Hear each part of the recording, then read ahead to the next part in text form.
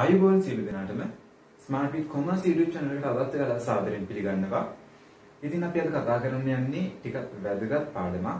අපොස සාමාන්‍ය පෙළ විභාගයේ එන වැදගත් පාඩමක්. ප්‍රශ්න ඇසීමේ සම්භාවිතාවයෙන් ඉහළ පාඩමක්. ඒ තමයි 9 වෙනි පාඩම අපේ බැංකු ගිණුම හා බැංකු සැසඳුම් විස්තරය. මේ පාඩම ප්‍රධාන කොටස් දෙකක් යටතේ මම කතා කරන්න යනවා. පළවෙනි කොටස යටතේ බැංකු ගිණුම කතා කරනවා. ඊට පස්සේ බැංකු සැසඳුම් විස්තරය කතා කරනවා. හරි. මුලින්ම මේ බැංකු ගිණුම යටතේ බැංකු ගිණුමේ මුදල් චෙක්පත් තැන්පත් කරන්නේ කොහොමද? එතකොට යෙදෙන දිත්ත සටහන්, ඒ වගේම බැංකු ගිණුමෙන් චෙක්පත් නිකුත් වෙන්නේ කොහොමද? දිත්ත සටහන්, චෙක්පත් අගරු වීම හා බැංකු අයිරා කියන කොටස් ටික කතා කරන්න බලාපොරොත්තු වෙනවා. ඉස්සරහට යන්න කලින් මම මොකක්ද මේ බැංකු ගිණුම කොහොමද මේක ඇති වෙන්නේ කියන දේ ගැන අදහසක් දීලා ඉන්නවා. අපි දන්නවා ව්‍යාපාරයක් ගත්තාම ව්‍යාපාරයක මුදල් තියෙනවා. හරි. මෙන්න මේ තියෙන මුදල් වල ආරක්ෂිත භාවය තහවුරු කර ගැනීම සහ ගනුදෙනු සරලව පහසුව සිදු කර ගැනීමේ අරමුණින් ව්‍යාපාරය ඒ තියෙන මුදල් ටික බැංකුවට ගිහිල්ලා දානවා. මේ විදිහට දාන්නේ බැංකුවල හරි මම මේක තව පොඩ්ඩක් මෙහෙම කියන්නකෝ. බැංකුව ගත්තාම ප්‍රධාන කොටස් දෙකක් තියෙනවා. වාණිජ බැංකු හා වාණිජ නොවන බැංකු.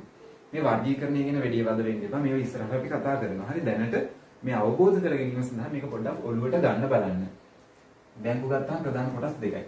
වාණිජ බැංකු හා වාණිජ නොවන බැංකු. වාණිජ නොවන බැංකු අතරින්නකො. වාණිජ බැංකු වලට ගියාම වාණිජ බැංකුවකට පවත්වාගෙන යන්න පුළුවන් ගිණුම් වර්ග තුනක් තියෙනවා. ඒ තමයි ජංගම ගිණුම්, ඉතිරි කිරීමේ ගිණුම් හා ස්ථාවර තැන්පතු. අපි කතා කරන මේ බැංකු ගිණුම කියන්නේ වාණිජ බැංකු පවත්වාගෙන යන ජංගම ගිණුමටයි. හරි? අදහස ආව නේද? මේ ජංගම ගිණුමේ තියෙන විශේෂත්වය මම කිව්වොත් ජංගම ගිණුමේ තියෙන මුදල් වලට ඉතිරි කිරීමේ හා ස්ථාවර තැන්පතු වලට හම්බ වෙනවා වගේ පොලියක් හම්බ වෙන්නේ නැහැ. මේ දෙකට පොලිය හම්බ වෙනවා, මේකට පොලියක් හම්බ වෙන්නේ නැහැ. ඒ වගේම මේ ජංගම ගිණුම හරහා නැත්නම් මේ ජංගම ගිණුම කියන්නේ චෙක්පත් ආශ්‍රිතව ගනුදෙනු සිද්ධ වෙන ගිණුමක්. චෙක්පත් වලින් තමයි මේ ජංගම ගිණුමක වැඩ කටයුතු ගොඩක් වෙලාවට සිද්ධ වෙන්නේ. ඕක තමයි ජංගම ගිණුමක් කියන්නේ. එන්න ඒ අදහසින් යම්. එතකොට මෙන්න මේ ව්‍යාපාරයේ ගිහිල්ලා එයාලගේ සල්ලි දාන්නේ බැංකු ගිණුම. ඒ කියන්නේ ජංගම ගිණුමකටයි. තේරුණා නේද? මේක ඔළුවේ තියාගන්න. තව පොඩි දෙයක්. හරි. මෙන්න මේ ජංගම ගිණුම දැන් අපි දන්නවා ව්‍යාපාරයේ සල්ලි ජංගම ගිණුමට දාද්දී ජංගම ගිණුමේ තියෙන ශේෂය වැඩි වෙනවානේ. එතකොට මේ ජංගම ගිණුමේ වෙන වැඩිවීම පෙන්වුම් කිරීම සඳහා ව්‍යාපාරය එයාගේ පොත්වල පවත්වාගෙන යනවා ගිණුමක්. ඒක තමයි අපි මේ බැංකු ගිණුම කියලා හඳුන්වන්නේ. හරි නේද? එතකොට බැංකු ගිණුම කියන්නේ බැංකුව අපේ මුදල් වලට සලකන ආකාරය සම්බන්ධයෙන් අපි තියාගන්න සටහනක් වගේ දෙයක්. මෙන්න මේක තමයි ගොඩක් අයට තේරෙන්නේ නැත්තේ. මෙන්න මේ පැතිකඩ නොතේරීම නිසා තමයි මේ බැංකු සැසඳුම් අමාරුයි කියලා ගොඩක් අය කියන්නේ. හරි නේද? එහෙනම් අපි කතා කරමු මේ බැංකු ගිණුම යටතේ කොහොමද මේ සල්ලි ලැබීම්, චෙක්පත් ලැබීම්, ගෙවීම් සිද්ධ වෙන්නේ කියලා.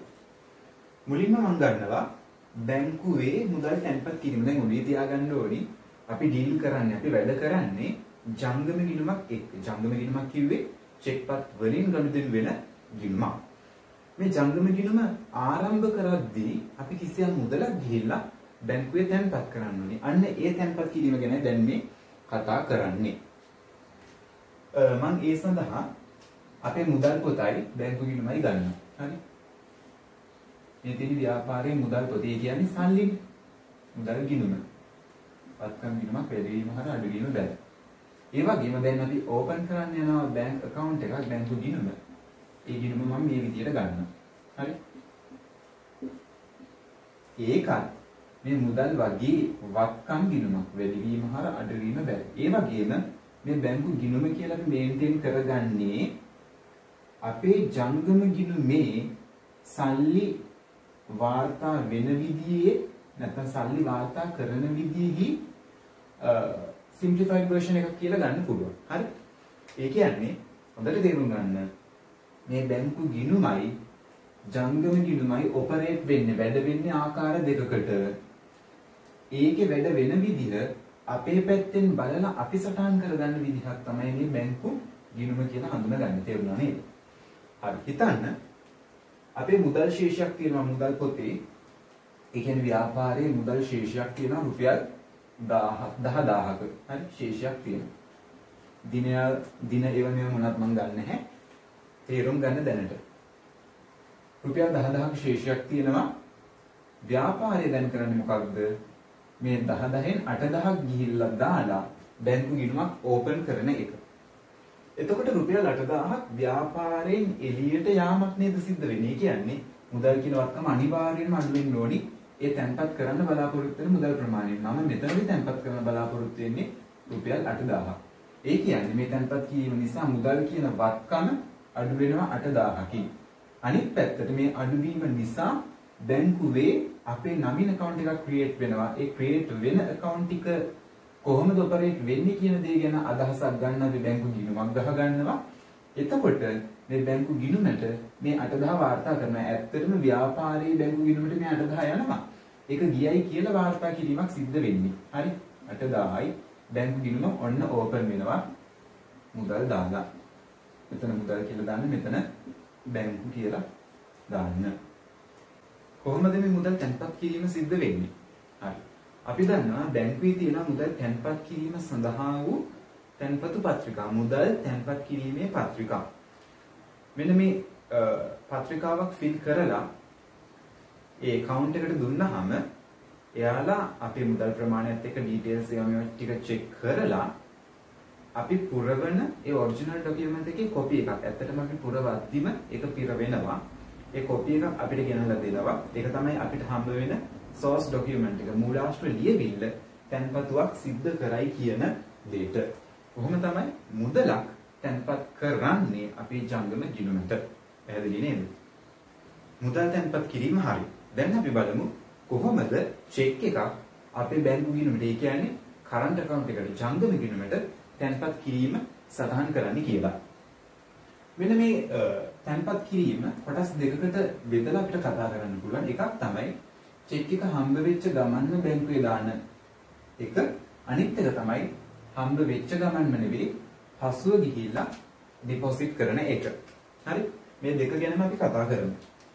ලද අවස්ථාවේදීම බැංකු ජංගම ගිණුමට ගිහින් මේක තැන්පත් කරනවා නම්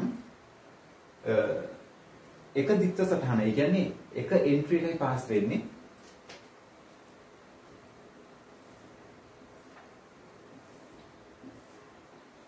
හිතන්න ණයගෙතියන්ගෙන් සල්ලි ලැබුණා රුපියල් 10000ක්.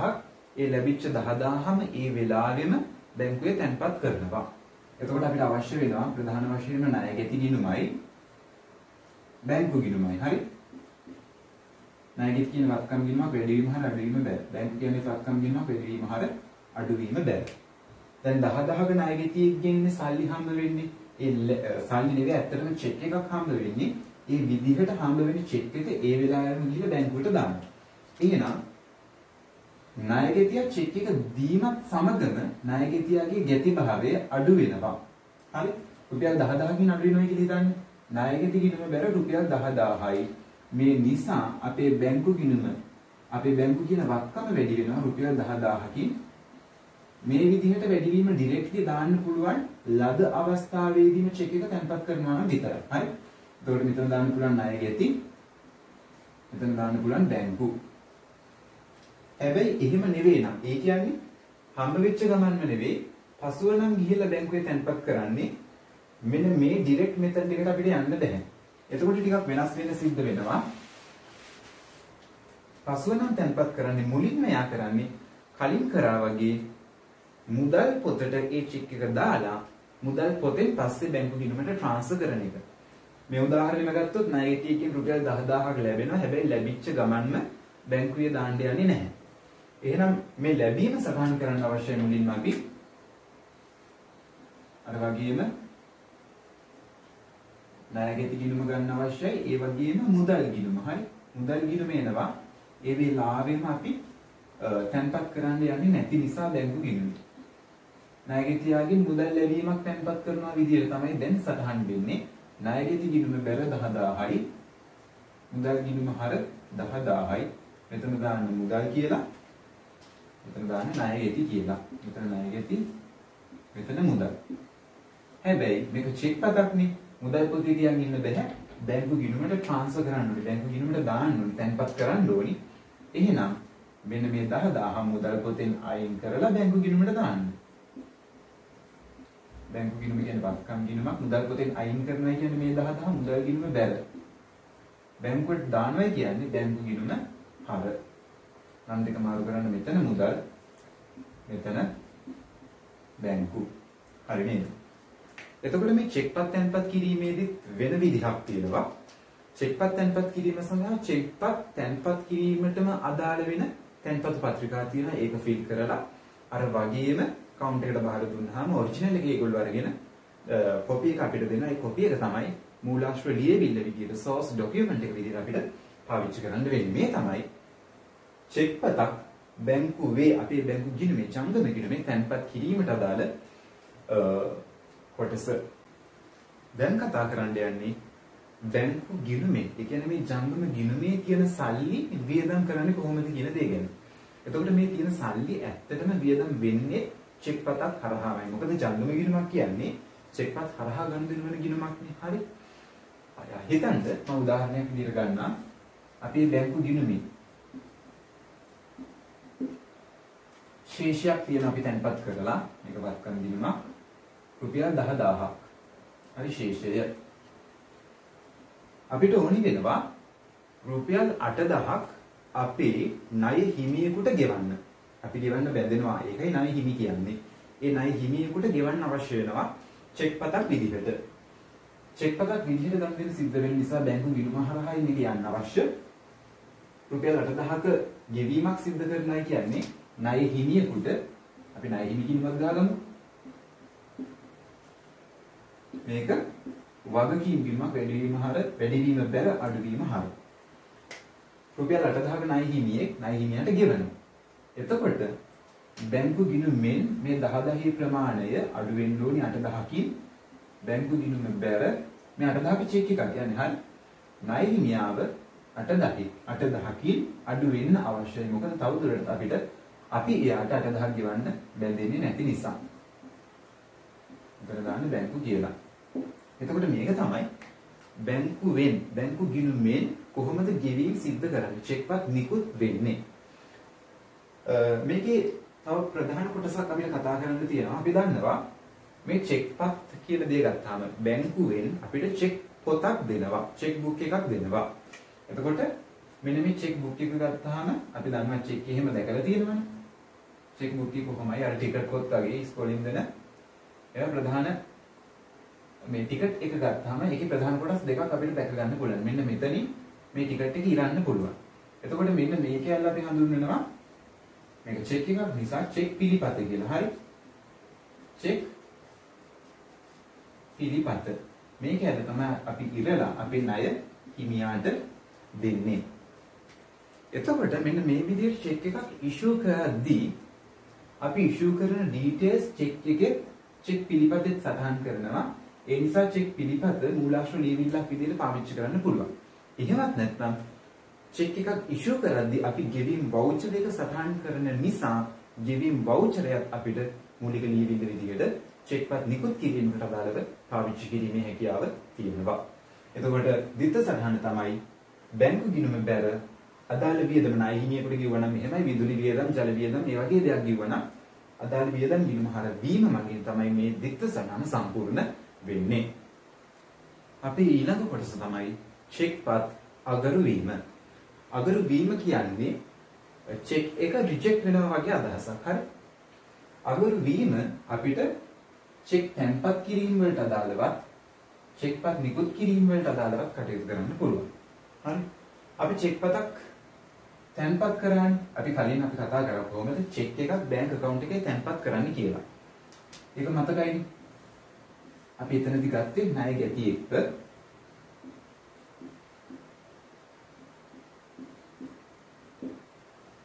ණය ගැති හා බැංකු ගිණුම මම මෙතනදී සලකන්නේ ණය ගෙතියාගෙන් හම්බ වෙන චෙක් එක ඒ වෙලාවෙම බැංකුවේ තැන්පත් කරනවයි කියන උපකල්පනයයි. හරි?